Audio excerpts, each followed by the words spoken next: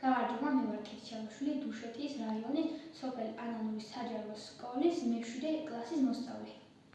კვლევისთვის საჭირო მასალა: პეტრის 3 ჯამი, ბამბა, წყალი და ლობიოს მაჩვლები. პეტრის ჯამებზე ვაწერთ ნომრებს და შემდეგ ვიწყებთ დაკვირვებას. მეორე პეტრის ჯამს ვათავსებთ სიცივეში და ვწყავთ. მეორე ჯამს ყოველდღე ვწყავთ და ვდგავთ სიცივეში.